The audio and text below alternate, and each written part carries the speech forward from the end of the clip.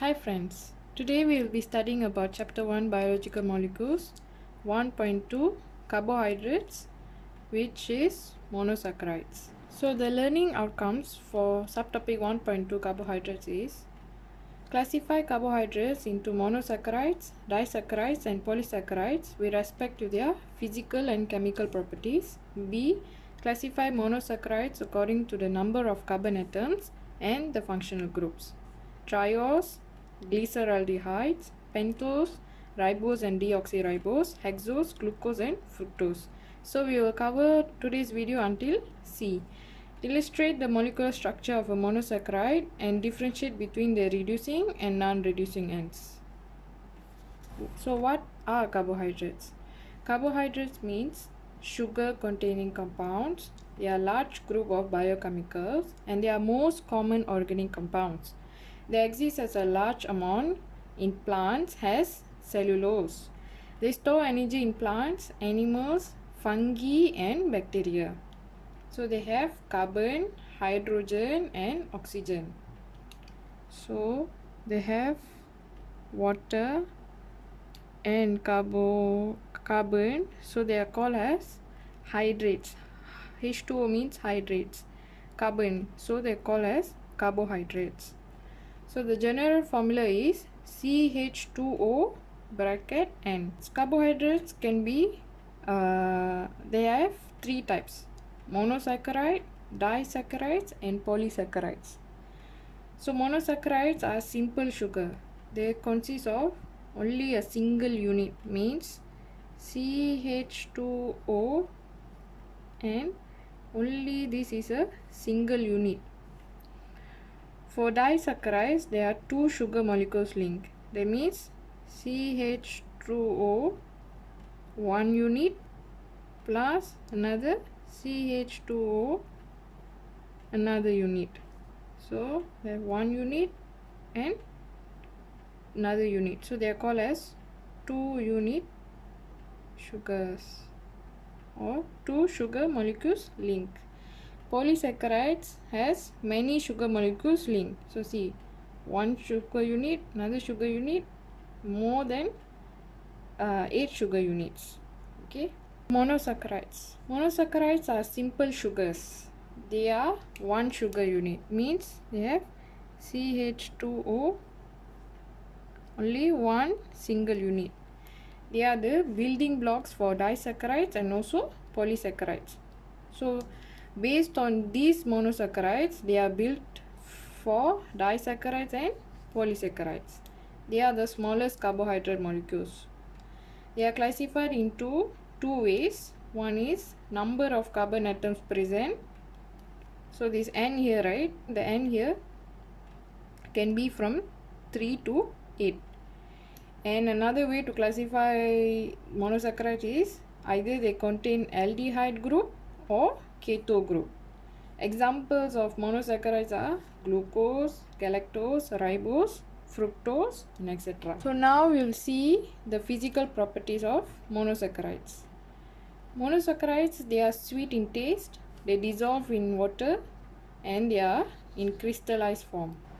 So the chemical properties of monosaccharides is they have either aldehyde group or ketone group. So what is the meaning of aldehyde and ketone is, okay, so we know that carbon double bonded to oxygen is known as what? Carbonyl group. So aldehyde means carbon is attached to oxygen, carbonyl group plus an hydrogen atom and a carbon group. Okay, so this is called as a aldehyde. Aldehyde means must have at least the hydrogen atom must be attached to the carbonyl group. So carbonyl group attached to at least one hydrogen atom and hydrocarbon group. So this is known as an aldehyde. Whereas for ketone, it has carbonyl group and two hydrocarbon groups or carbon groups. Okay, so carbonyl group attached to two two hydrocarbon groups. So they are called as ketone. So this carbonyl group, right? This carbonyl group in aldehyde, in monosaccharide, will be in the end of the carbon chain, or it's called as a terminal of carbon chain. Whereas the ketone group, in ketone, the carbonyl group in monosaccharide is in the middle of carbon chain. Alright, middle of carbon chain. This is terminal of carbon chain. Aldehyde group has an Al ending, and for ketone it has O and E ending. Ketone, on and al. So here you see, here is a one type of monosaccharide, another monosaccharide. So this is, so see how to know whether the monosaccharide has an aldehyde group or a ketone group. See, the aldehyde group, the carbonyl is present in the terminal of the carbon chain, first carbon. So you have 1, 2, 3, 3 carbons. On the first carbon, the carbonyl group is present. For ketone, the carbonyl group is present in the middle of the carbon chain. This is carbon 1, carbon 2 and carbon 3. See, it's present in the second carbon. This one in the terminal of the carbon chain. So this is called as a aldose. Monosaccharide that has an aldehyde group is called as a aldose. Monosaccharide that contains ketone group is called as ketose. So the name of this monosaccharide is glyceraldehyde, and this is a dihydroxyacetone. So B, monosaccharides are reducing sugars. Carbonyl groups, they donate electrons. That is why monosaccharides are reducing sugars. So the monosaccharides, they react with Benedict's or Fehling solution. So when the monosaccharide, when they react in a Benedict solution, they give a brick red precipitate. Why? Because it reduces the alkaline solution, which contains copper 2 sulfate to copper 1 oxide. Copper 1 oxide causes a brick red precipitate. So the appearance of brick red precipitate indicates a positive test for Benedict's and Fehling solution. So see, Cu2 plus copper 2 ions is reduced to copper ions, copper 1 ions. So when monosaccharide is mixed into this blue solution, it will cause a brick red precipitate because it is insoluble. The brick red precipitate is the Cu plus ion. Monosaccharides that contains aldehyde undergo reduction, and ketone also undergo reduction. So how it undergoes reduction is, reduction means it gains of hydrogen. So hydrogen is two atoms, means hydrogen one atom, another hydrogen atom. So what this hydrogen atom will do in reduction is, so the carbon, right, the carbon will be broken, this double bond will be broken, and the H will be attached to the oxygen. Okay, so we'll see, this double bond will be broken and will be attached to the hydrogen, and the others remain the same. So now you have another hydrogen.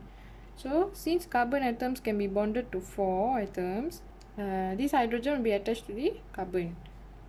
So this is called as a primary alcohol. For ketone, what happens is, the hydrogen atom, one hydrogen atom, another hydrogen atom will be bonded to this carbon atom, where the double bond will be broken. So it will be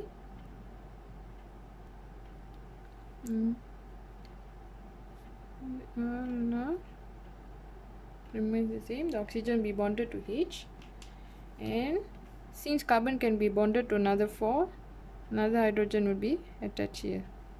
So this is called as secondary alcohol. So aldehyde, when it undergoes reduction, it becomes primary alcohol. Ketone, when it undergoes reduction, it becomes secondary alcohol. So for oxidation, aldehyde, what happens is it gains over oxygen atom. Okay, so what happens, this carbon atom attached to the hydrogen, the oxygen will be bonded to the hydrogen atom here. The double bond will be still the same.